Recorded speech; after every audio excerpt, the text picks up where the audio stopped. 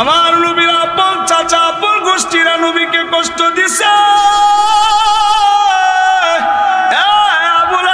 আমার নবীর চাচা গো, আমার নবী মুজাজ বাজারে যখন নাকি দাওয়াত নিয়ে যায় রে, হায় রে আবু লাহাব পিছন দিয়া মুজাজ বাজারের লোকদেরকে ডাক দিয়া বলেন, ও বাজারের লোক সকল, কেউ বিশ্বাস করবা না, কেউ বিশ্বাস করবা না, হে হইল আস্তা আমার একটা পাগল। নাউজুবিল্লাহ, জুড়ে কন্যা। শুধু একাধিক পাগল বলে কেন তো হয় নাই, পিছন দিয়া নবীর দিকে গো এমন ভাবে পাথর নিক্ষেপ করতে শুরু করলো। হায় রে, হাদিসের মধ্যে আসছে আমার নবীর পা মুবারক গুলার মধ্যে এমন ভাবে আঘাত পাইল রে, আমার নবীর শরীরের রক্তগুলা একেবারে লাল হয়ে গেছে, পা মুবারক রক্তে রঞ্জিত হয়ে গেছে। হায় রে, ডাক দেয়া বলে, এরে পাগলের কথা কেউ বিশ্বাস করিল না, কেউ বিশ্বাস করিল না। একজন সাহাবী আব্দুল্লাহ ডাক দেয়া কই, ও মক্কার লোকেরা তোমরা কারা, কই গো এই যে পিছন দিয়া এমন ভাবে একটা লোকের উপর আক্রমণ করতেছে, যারে করতেছে তার নামটা একটু বলো, যে করতেছে তার নামটা একটু বলো। মক্কার বাজারে লোকেরা ডাক দিয়া বলে, তারা আপনজনের গায়ে আঘাত দিতেছে, যিনি দাওয়াত দিতেছে উনি হচ্ছেন তার ভাতিজা, আর যিনি আঘাত করতেছেন তার নাম হইল আবু লাহাব। নাউজুবিল্লাহ, জুড়ে কর। ওই সাহাবীকে ডাক দেয়া কই, পৃথিবীর মানুষ এইভাবে যে আবু লাহাব পাথর নিক্ষেপ করতেছে গো, নবীজি দাওয়াত কেমন তো হয় নাই, সামনে দাওয়াত এলায় কালিমুল্লাহর জন্য দাওয়াত দিতে আছে। সুবহানাল্লাহ। একটাবার নবী বদদুয়া করে নাই, পিছপা হয় নাই, আল্লাহ তাআলার একাত্মবাদের দাওয়াত দিতে। সুবহানাল্লাহ।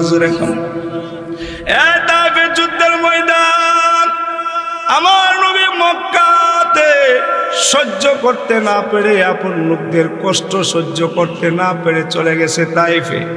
যেই তাইফের জমিন আগমন করার সাথে সাথে যেই গাছে ফল আলে ছিল না, ওই গাছের মধ্যে আল্লাহর কুদরতি ভাবে নিয়ামত স্বরূপ ফল চলে আসছে। সুবহানাল্লাহ। জোরে কর। ওই এলাকার উট মহিষ গরু ছাগল গুলারে হায় রে, মাঠের মধ্যে কোনো ঘাস উঠত না, খাইতে পারত না, সকল পশু পাখিরা সহকারে একেবারে অনাহার ছিল। আল্লাহর নবীর আগমনে তাইফের জমিনে ঘাস উদ্ভিত হতে শুরু হয়ে গেল। সুবহানাল্লাহ। জুড়ে গো। যে উটের লুলের মধ্যে দুধ আসতো না, উরের মধ্যে দুধ আসতো না, আল্লাহর নবীর আগমনে প্রত্যেকটা পশুর বাচ্চাগুলা তৃপ্তি সহকারে দুধ খেতে পারত। সুবহানাল্লাহ। জুড়ে গো। আমার নবী বিশ্বাস ছিল গো, মক্কার আপন লোকেরা বেঈমানি করতে পারে, কিন্তু আমার তায়েফবাসী আমার সাথে বেঈমানি করবে না, এই জন্য আশ্রয়ের জন্য চলে গেছে। এলায়ে কালিমুল্লাহ দাওয়াতের জন্য তায়েফের জমিনে চলে গেছে। বেঈমানের বাচ্চারা নিমক খারাপ আমার নবীর সাথে 2 নম্বরই করছে গো। হায়রে, নিজেরা সরাসরি বড় বড় নেতাটি নিজেরা আল্লাহর নবীকে সরাসরি আঘাত দেয় না, ছোট লিমান কানা ইয়ারজুল্লাহ ওয়াল ইয়াউমাল আখিরা ওয়া যাকারাল্লাহা কাসীরা। আল্লাহ বলেন, যারা আল্লাহ এবং পরকালের আশা রাখে, যারা আল্লাহ এবং পরকালের আশা রাখে, তাদের জন্য রয়েছে রাসূলের উত্তম চরিত্র। সুবহানাল্লাহ। আরো জোরে বলেন, রাসূলের চরিত্রে চরিত্রবান হওয়া, রাসূলের মডেলিত নাম হওয়ার নামই রাসূলের খাঁটি উম্মত। কথা কোন ঠিক কিনা? আল্লাহ রাসূলের চরিত্র কেমন ছিল? আল্লাহ রাসূল বলেন, আল মুসলিমু মান সালিম আল মুসলিমুনা মিন লিসানিহি ওয়া ইয়াদিহি। রাসূলের চরিত্র ছিল জিন্দেগিতে কোনোদিন হাত এবং জবান দিয়া মানুষকে কষ্ট দিত না। সুবহানাল্লাহ। আরো জোরে বলতে হবে। আরে কোন মুসলমান তো দূরের কথা, সাহাবী তো দূরের কথা, কাফের বেঈমানও বলতে পারতো না যে আব্দুল্লাহর ছেলে মুহাম্মদের দ্বারাতে কোনোদিন কষ্ট হয়েছে। সুবহানাল্লাহ। রাসূলের চরিত্র হইল কষ্ট নেওয়া, কষ্ট দেওয়া না। সুবহানাল্লাহ। অসংখ্য অগণিত এমন হাদিস আছে যে প্রমাণিত রাসূল নিজে কষ্ট পাইছে তথাপি অন্যকে কষ্ট দেয় নাই। সুবহানাল্লাহ। মনে মনে বলতে পারেন যুদ্ধে গিয়ে যে মারছে কাফেররা, আরে আল্লাহ রাসূলের নিজের সিদ্ধান্ত নাই, সিদ্ধান্তটা উপরওয়ালা থেকে আসছে। সুবহানাল্লাহ। আরো জোরে কেমন সহ্য করছেন? হাদিসের মধ্যে আসছে রাসূল যখন নবুয়ত লাভ করছে তখন এক পাহাড়ের চূড়ায় গিয়ে সমস্ত কুরাইশবাসীদেরকে ডাক দিছে। ডাক দিয়ে বলতেছে, আমি যদি তোমাদেরকে বলি পিছন দিয়ে শত্রু আইসা তোমাদেরকে আক্রমণ করবে, তোমরা কি বিশ্বাস করবা না? তখন সকলেই এক বাক্যে বলল, বিশ্বাস করব না কেন? তোমাকে তো আমরা আল আমিন সাদেক বিশ্বাসী বলে আমরা উপাধি দিয়েছি, তোমাকে তো ছোট থেকে নিয়ে আমরা এ পর্যন্ত বিশ্বাস করেই আসছি, বিশ্বাস করব না কেন? অবশ্যই বিশ্বাস করব।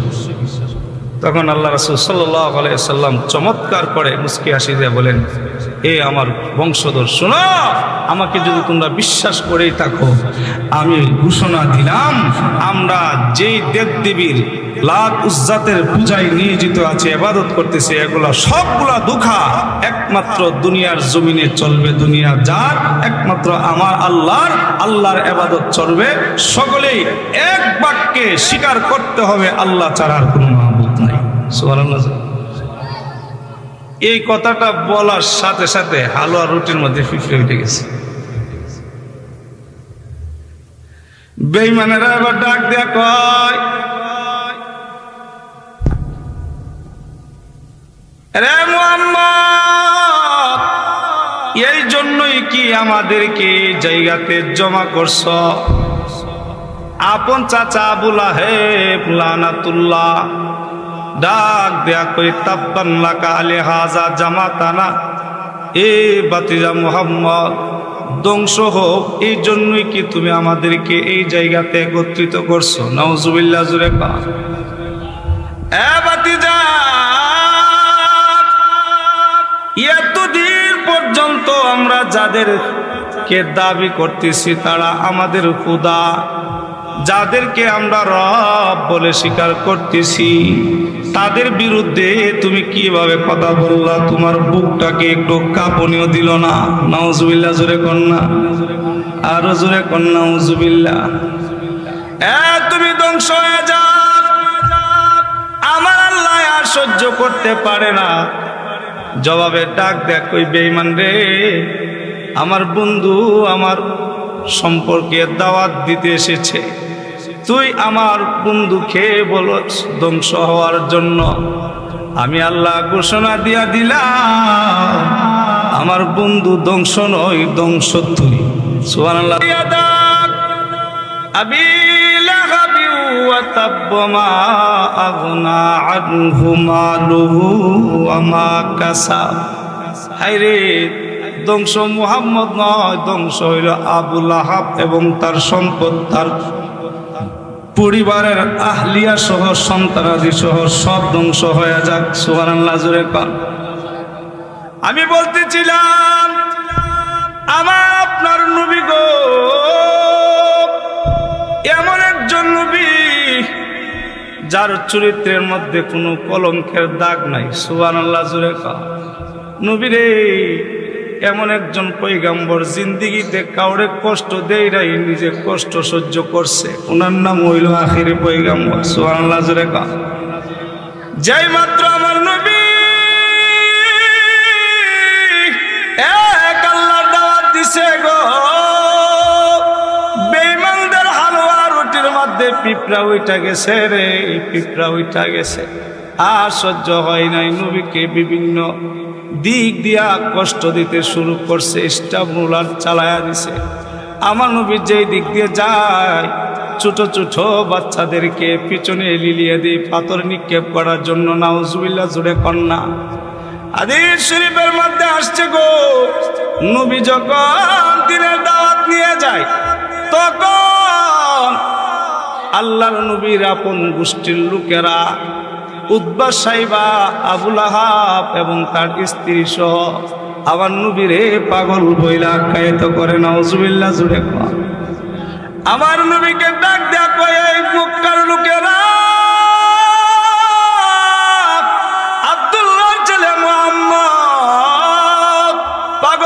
গেছে গো, তার কথা কেউ বিশ্বাস করবা না, তার কথা কেউ কর্ণপাত করবা না। নাউজুবিল্লাহ জুড়ে খ।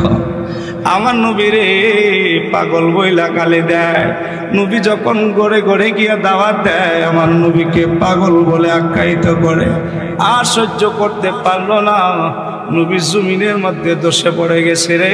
হায় রে, চোখ দিয়া জোর জড়াইয়া পানি মুবারক বের হইতে শুরু হয়ে যায়। আমার আল্লাহ বরদাস্ত করতে না পারে ডাক দেয়া কই, জিব্রাইল,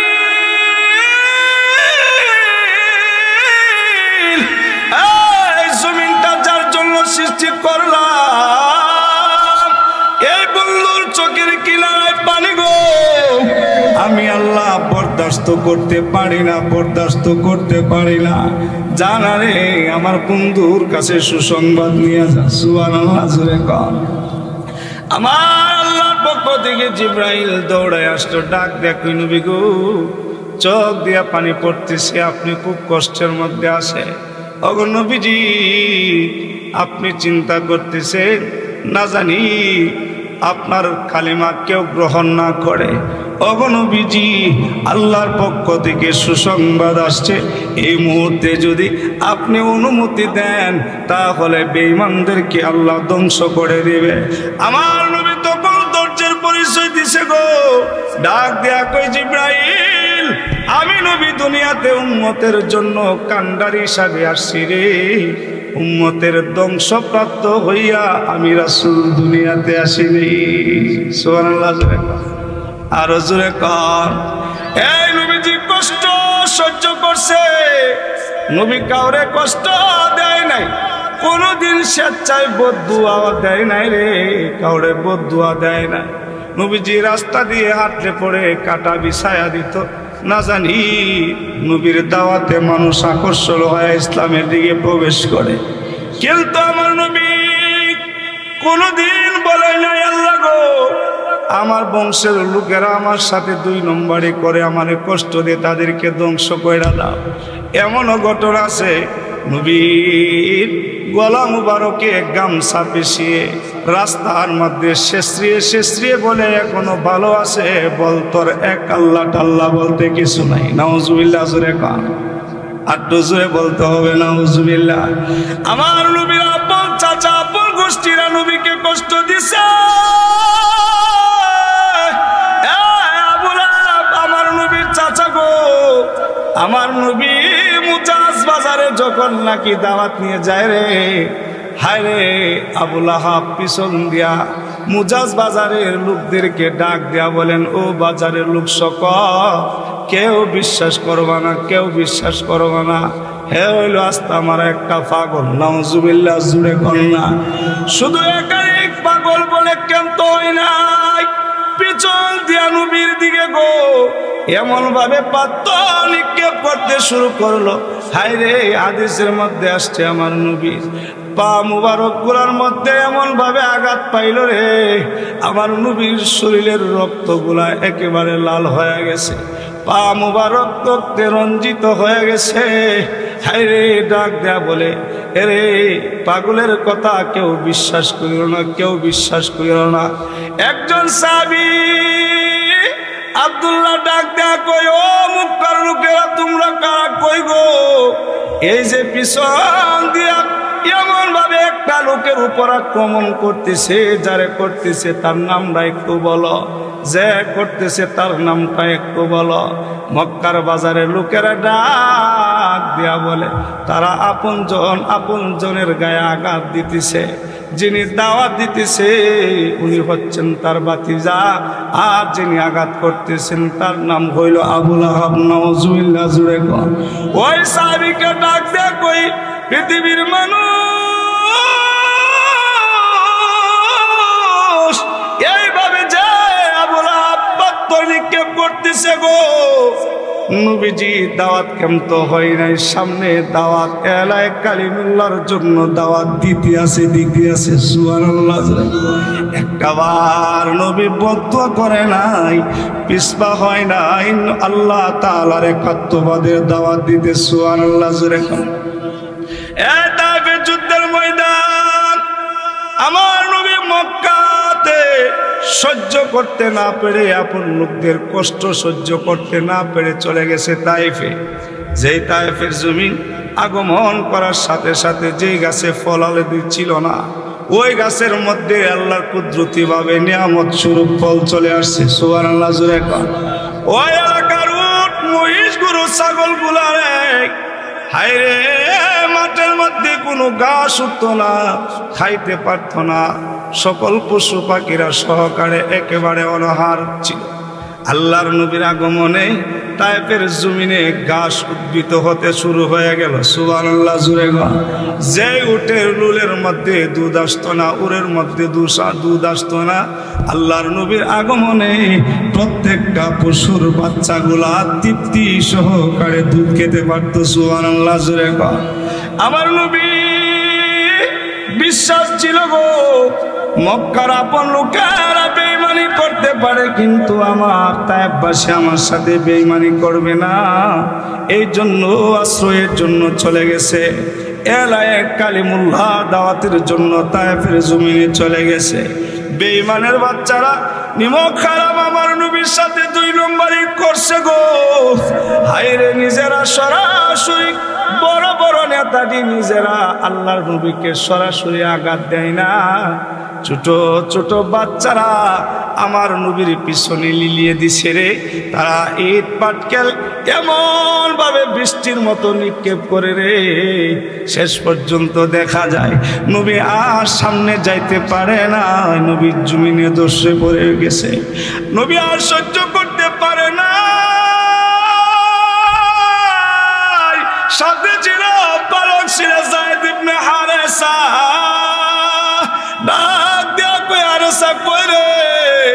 আমার একটু দরনায় আর সহ্য করতে পারতেছি না। যায়েদ ইবনে হারেসা রাদিয়াল্লাহু আনহু নবীরে ধইরা উপরে উঠায় রে, বর দিয়া বলে ডাক দেয়া কই, এরে যায়েদ, আমার শরীর থেকে যে রক্ত আমার জমিনে পড়ে যাবে, আমার আল্লাহ তো বরদাস্ত করতে পারবে না, আল্লাহ বরদাস্ত করতে পারবে না। আমার নবী একবার জমিনে বসে আবার জমিন থেকে উঠে দাঁড়াই গো। আল্লাহু আকবার। বেঈমানদের আঘাতে নবীর শরীরটা এমন হয়ে গেল, হাইরে আমার নবীর শরীর থেকে প্রবল ভেবে রক্তগুলা বের হইতে আছে। ডাক দেয়া কই, যায়েদ রে, তোর জামাটা কয়, আমার শরীরের জামা, আমার শরীরের রক্তগুলা তুমি মুছতে থাকো। হযরতে যায়েদ ডাক দেয়া কই, নবী গো, আমার শরীরের যে জামাটা ছিল সেই জামা দিয়ে আপনার শরীরের রক্ত মুবারক গুলা মুছতে শুরু করছি, কিন্তু নবী আমার শরীরের জামাটা আর রক্ত চোষণ করতেছে না গো নবী। ও গো নবীজি, এমন প্রবল বেগে রক্ত বের হইতেছে, আমার জামায় আর রক্ত চোষণ করতেছে না। আমার নবী ডাক দেয়া কই, যায়েদ রে, আমি এই জন্য বলি আমার শরীরের রক্তগুলা মুছার জন্য। এর যায়েদ, এই শরীরের রক্তটা সাধারণ কোনো রক্ত না রে যায়েদ। একটা ফোঁটা রক্ত যদি জমিনে পড়ে যায়, আমার আল্লাহ বরদাস্ত করবেন, আমার আল্লাহ বরদাস্ত করবে না। সুবহানাল্লাহ। আর তো জোরে কন্যা সুবহানাল্লাহ। এর যায়েদ, আমার আল্লাহ সহ্য করতে পারবে না। জমিনে রক্ত পড়ার সাথে সাথে গো, আল্লাহ জমিনটাকে একেবারে ধ্বংস করে দিবে, আল্লাহ বরদাস্ত করতে পারবে না। এমন সময় গজবের ফেরেশতা হায়রে জিবরাইল নিয়ে হাজির হয়ে গেছে। ডাক দেয়া কই, নবী গো, আপনি যদি বলেন গো এই মুহূর্তে তায়েফবাসীকে একেবারে ফিনিশ করে দেব, ধ্বংস করে দেব, আমার নবী তখন ধৈর্যের পরিচয় দিয়েছে, কষ্ট নেয় নাই। ডাক দেয়া কই, যায়েদ রে, ও যায়েদ, জিবরাইল বলে ফেরেশতার মাধ্যমে একেবারে ধ্বংস করার দরদ দেওয়ার জন্য। আরে যায়েদ, আরে জিবরাইল, আমি নবী দুনিয়াতে আসছি গো উম্মতের কান্ডারি হইয়া, উম্মতের দরদি হইয়া, উম্মতের জন্য গজব নয়, রহমত হিসাবে দুনিয়াতে এসেছি। আর তুজুরে কন্যা সুবহানাল্লাহ। বাইরে নবী কখনো কষ্ট নেই নাই, কষ্ট নেই না। উহুদ যুদ্ধের ময়দানে বেঈমানরা উপর দিকে এমন ভাবে বৃষ্টির মতো তীর নিক্ষেপ করতেছে, নবীর সামনে 10 জন সাহাবী দাঁড়ায়া গেছে। তলহা, জুবায়ের, যাদের শরীরে 80 থেকে 99টা তীরের জখম লাগছে। সুবহানাল্লাহ, জোরে কর। একজন সাহাবী ডাক দেয়া কয়, আবু তলহা, নবীর সামনে দিকে একটু সরে যাও, আমার একটু সুযোগ দাও গো। আমার নবীর বেঈমানরা আঘাত করবে, আমরা সহ্য করতে পারবো না। আল্লাহ ডাক দেয়া বলল, বাইরে আমার জীবনটা একটা সেকেন্ডের জন্য বেঁচে থাকা অবস্থায় আমি কাউরে সুযোগ দেব না, কাউরে সুযোগ দেব না। হাদিস শরীফের মধ্যে আসছে রে, 7 জন সাহাবী শাহাদাতের পেয়ালা পান করে ফেলছে। আইরে বেঈমানের বাচ্চা উপর থেকে একটা পাথর নবীর মাথার মুবারকের উপরে ছেড়ে দিয়েছে। আল্লাহর নবী আসমানের দিকে তাকায় আর ডাক দেয়া কয়, আল্লাহ, যেই জাতি রহমত স্বরূপ আমারে পাঠাইলা জাতির কাছে, এই জাতি যদি আমাকে এমন আক্রমণ করে গো, তারা কিভাবে জান্নাতে প্রবেশ করবে? আসমানের দিকে নবী তাকায় আছে। হায়রে, নবীর মাথার উপরে বেঈমানের আঘাতকৃত পাথরটা মাথার উপরে আঘাত লেগা নবীর লোহার হেমলেটটা ভেঙ্গে চুরমার হয়ে মাথার ভিতরে ডুইখা, হায়রে, 2টা দাঁত শহীদ হয়ে গেছে। আল্লাহু আকবার, জোরে কর, আর জোরে কর না আল্লাহু আকবার। নবী আর সহ্য করতে পারল না, একটা গর্তের ভিতরে পড়ে গেছে গো। আর শয়তান চতুর্দিকে ছড়িয়ে ছিটিয়ে ঘোষণা মারছে, এরে মক্কার লোকেরা, তোমরা কারা, কোথায় আসো? কত কতিলা মুহাম্মদ, মুহাম্মদ তো শহীদ হয়ে গেছে, মুহাম্মদ শহীদ হয়ে গেছে। এই ঘোষণার চোখ বলার সাথে সাথে, এই ঘোষণার সাথে সাথে সাহাবায়ে কেরাম হাত থেকে অস্ত্র, হাত থেকে তীরগুলা ফেলে দিল। হায়রে, কার জন্য যুদ্ধ করব, যিনি আমাদের ছেড়ে চলে গেছে? হায়রে নবী না, আবু বকর তরবারি ফেলে দিছে গো, হযরতে ওমর তরবারি ফেলে দিছে। নবী নাই, নবী নাই, নবী নাই গো। ছোট ছোট মাসুম বাচ্চারা সহকারে চিৎকার চেঁচামেচি শুরু করছে। নবী দুনিয়ার জমিন থেকে বিদায় হয়ে গেছে। শুধু পুরুষ না রে, মহিলারা সহকারে পাগল হয়ে গেছে নবীকে একটা দেখার জন্য, একটা নজরে দেখার জন্য। আওলা আকাশে একজন মহিলা রাস্তা দিয়ে দৌড়ায়, কারো সাথে কথা বলে না গো। মানুষেরা ডাক দেয়া কয়, মারে কোথায় যাও? যায় লাভ নাই, উহুদের যুদ্ধের ময়দানে তোমার স্বামী শাহাদাতের পেয়ালা পান করে ফেলছে। মহিলা কোনো কথা বলে না, সামনে শুধু অগ্রসর হইতেই থাকে, অগ্রসর হইতেই থাকে। সামনে অগ্রসর হওয়ার পরে আরেকজন ডাক দেয়া কয়, মা, যায় কোনো লাভ নাই গো, তোমার কলিজার টুকরা সন্তান শহীদ হয়ে গেছে গো। একের পর এক শুধু দুঃসংবাদের খবর মহিলার কর্ণকুরে ঢুকাইতে থাকে রে। মহিলাটা আর সহ্য করতে না পাইরা ডাক দেয়া কয়, এরে আমার আপন জনেরা, আমারে বারবার একটাই খবর দিতেছ, আমার আপন জন শহীদ হয়ে গেছে, আমার স্বামী চলে গেছে, আমার ছেলে চলে গেছে, আমার ভাতিজা চলে গেছে, একের পরে খবর দিতেছ। আমি আমার সন্তান, আমার স্বামী, আমার ভাতিজার জন্য আসি না, আমাকে খবর দেব। আমার নবী, প্রাণের নবী, বিশ্ব নবী, দুরজানের সরদার ইমামুল মুরসালিন, দুজানের নবী মুহাম্মদুর রাসূলুল্লাহ বেঁচে আসিলি।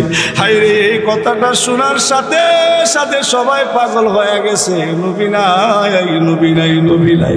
জিবরাইল রহমতের, জিবরাইল গজবের ফেরেশতা দিয়া নবীজির সাথে সাক্ষাৎ করে, নবী গো, ও নবী, ঘোষণা হয়ে গেছে, শয়তান বলে দিছে আপনি নাকি গো শহীদ হয়ে গেছেন, আপনি শহীদ হয়ে গেছেন। ওগো নবীজি, এই যে তাকায়া দেখেন, আল্লাহ গজবের ফেরেশতা দিয়ে আমারে পাঠাইছে, এই মুহূর্তে যদি আপনি অনুমতি দেন গো ওগো নবী, এই যে উহুদের পাহাড় সমূহ আছে, এই পাহাড়গুলা দিয়া এই কুলাঙ্গারের দলকে একেবারে ধ্বংস করে দেব, ধ্বংস করে দেব। আমার নবী কাল দেয়া ডাক দেয়া কই, জিবরাইল, কার কাছে ধ্বংসের খবর নিয়ে আইসরে? আমি নবী দুনিয়াতে গজব হিসাবে আসি নাই, আমি নবী এখানে আসছি উম্মতের রহমত হিসাবে, রহমত হিসাবে। আজকে যদি আমাকে কষ্ট দেওয়ার কারণে আমি যদি বদদুয়া দেই গো, ধৈর্য হারা হয়ে যদি আমি অনুমতিটা দিয়া দেয়, তাহলে তো সব কিছু ধ্বংস হয়ে যাবে। জিবরাইল রে, বলো না, আমার উম্মত যদি ধ্বংস হয়ে যায়, তাহলে আমি কালিমার দাওয়াত লইয়া কার কাছে যাব? আল্লাহু আকবার, জোরে কর না, এ চিৎকার দিয়ে বলতে হবে আল্লাহু আকবার, এই মানে আওয়াজ দিয়ে বলতে হবে আল্লাহু আকবার। আরে ভাই, তাকায়া দেখো না নবীর চরিত্র কেমন ছিল, যার চরিত্রের মধ্যে কলঙ্কের কোনো দাগ নাই। নবী হার হালত ধৈর্য ধরছে, ধৈর্য ধরছে, নবী ধৈর্য ধরছে। আমার আপনার নবী রাহমাতাল লিল আলামিন, যার উপাধি নবী খুলুকে আজিম দিছে গো, আমার আল্লাহ ডাক দেয়া বলেন, আমার আপনার পয়গম্বরের চরিত্র হইল উত্তম চরিত্র, উত্তম চরিত্র। বাইরে কষ্ট নিছে কিন্তু কাউরে কষ্ট দেই নাই, সুবহানাল্লাহ, জোরে কোন। এই জন্যই নবী হাদিসের মধ্যে বলেন, আল মুসলিমু মান সালিম আল মুসলিমুনা বিল লিসানিহি ওয়া ইয়াদি, প্রকৃতপক্ষে মুসলমান ওই ব্যক্তি যার হাত এবং জবান দিয়া কাউরে কষ্ট না দেওয়া, সুবহানাল্লাহ, জোরে জোরে কোন। এরপরে আয়াতে আমার আল্লাহ তাআলা বলেন, কদ আফলাহাল মুমিনুন, যারা প্রকৃত মুসলমান, যারা প্রকৃত মুমিন, তারা সফল কাম হয়ে গেছে। সফল কাম হয়ে গেছে এর অর্থ হইল সামনে কিছু শর্ত আছে রে, এই শর্ত অনুপাতে যদি জীবনটাকে পরিচালিত করতে পারি, তাহলে মুমিনগণ সফল কাম হয়ে গেছে, সুবহানাল্লাহ, জোরে কোন। আল্লাযীনা হুম কদ আফলাহাল মুমিনুন আল্লাযীনা হুম ফি সালাতিহিম খাশিউন। এই মুমিন সফলতার শর্ত, এক নম্বর শর্ত হইল যারা খুশুখুজুর সাথে নামাজ পড়ে। খুশুখুজুর সাথে নামাজ পড়বো তো দূরের কথা, মসজিদই যায় না, কথা কয় না কেরে। এমন মুসল্লি আছে গো, জুমার দিন সারা তাকে খুঁজে বাত্তিটা খুঁজ পাওয়া যায় না, কথা কোন ঠিক কিনা? বাইরে নবীজি নামাজের জন্য শরীর থেকে রক্ত জড়াইছে এই জমিনে, কথা কোন ঠিক কিনা? নবীর জিন্দেগিতে কোনোদিন নামাজ কাজা করে না, হাজার কষ্ট থাকা সত্ত্বে গো নবী জমিনে নামাজ প্রতিষ্ঠিত কইরা গেছে রে। নবীর অনুসরণ করছে সাহাবায়ে কেরাম, নবীর অনুসরণ করছে সাহাবায়ে কেরাম। নবী ডাক দেয়া কই, সাহাবীরা রে, যেইভাবে আমি নবী নামাজ পড়ি তোমরাও এইভাবে নামাজ পড়ো। বেঁচে থাকলে জিন্দেগিতে কোনোদিন অসুস্থবিহীন কোনোদিন জামাত ছাড়বা না, সুবহানাল্লাহ, জোরে কর। আমার আপনার নবী যুদ্ধ থেকে ফিরে আসতে ক্লান্ত শ্রান্ত হয়ে গেছে, গাছের ছায়াতে বৈশা ডাক দেয়া কই, আলী রে, একটু বসে যাও না, তোমার উরাতে আমার মাথাটা লাগায়া একটু আরাম করতে চায়। হযরতে আলী ডাক দেয়া কই, আল্লাহর পরে যার সম্মান, দু জাহানের সরদার রহমতে আলম পয়গম্বর আমার উরাতে মাথাটা লাগায়া আরাম করবে, এর চাইতে খুশখবরি আর কি আছে? হযরতে আলী গাছের ছায়াতে নবীকে আরামের জন্য বসে গেছে। হযরত আলীর উরাতে মাথাটা লাগাইয়া নবীজি ঘুমাইয়া গেছে রে। ক্লান্ত শরীর নিয়া নবী এমন ঘুমাইলেন, হাইরে ওই দিক দিয়া সূর্যটা লাল হয়ে গেছে, আসরে রক্তটা চলে যাবে এমন সময় হয়ে গেছে। হযরতে আলী একবার সূর্যের দিকে তাকায়, আবার নবীর চেহারার দিকে তাকায়। নবী তো অনেক ক্লান্ত, আমার উরাতের উপরে মাথা লাগাইয়া ঘুমাইছে।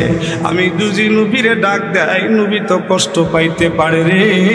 আর ওই দিক দিয়ে আলী বলে, বালেক হওয়ার পর কি জিন্দিগিতে কোনোদিন নামাজ কাজা করি নাই। হায়রে সূর্যটা লাল হয়ে গেছে, এখন তো আমার থেকে নামাজ ছুটে যাবে গো।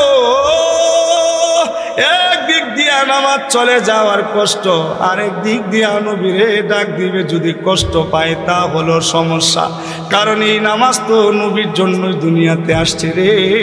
হায়রে তারা দুধের মধ্যে পড়ে গেছে, দিদার মধ্যে পড়ে গেছে, বিভাগের মধ্যে পড়ে গেছে। হযরত আলী একবার সূর্যের দিকে তাকায়,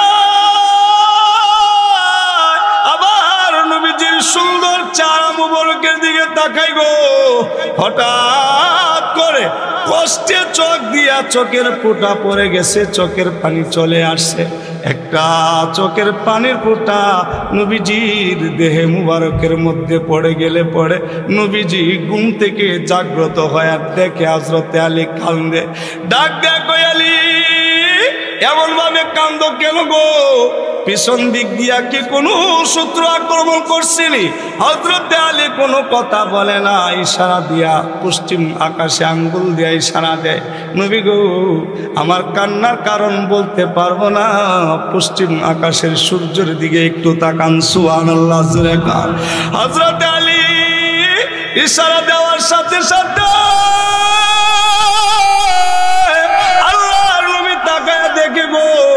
পশ্চিম আকাশে সূর্যটা লাল লাল হয়ে গেছে, ডুবে যাবে।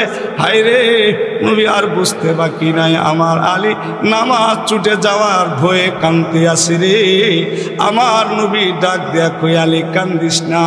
তুমি কি আমারে ইব্রাহিম খলিলুল্লাহ ভেবেছ? তুমি কি আমারে মুসা কালিমুল্লাহ ভাবছ? আরে আলী, তুমি কি আমারে ঈসা রুহুল্লাহ ভাবছ?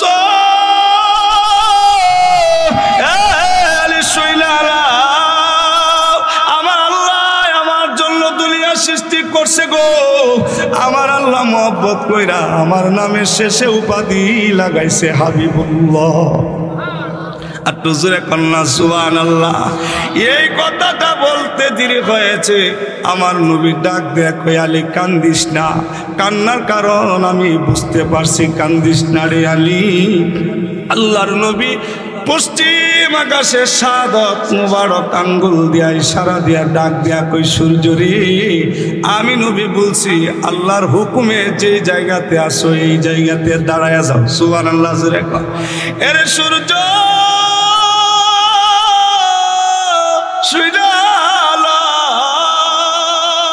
আমি নবী আসরের নামাজ পড়ি নাই রে। আমার আলী ও এখনো পর্যন্ত আসরের নামাজ পড়ে নাই। আমি নবী হুকুম দিলাম, এ সূর্য তুমি যেই জায়গাতে আসো রে, প্রথম জায়গাতে চলে আসো। সুবহানাল্লাহ জোরে কর। আল্লাহর কুদরত বোঝা যায় না। হযরতে আলী ডাক দেয়া কই, পৃথিবীর মানুষেরা রে, আমার আপনার নবী এমন জলিলে কদর নবী,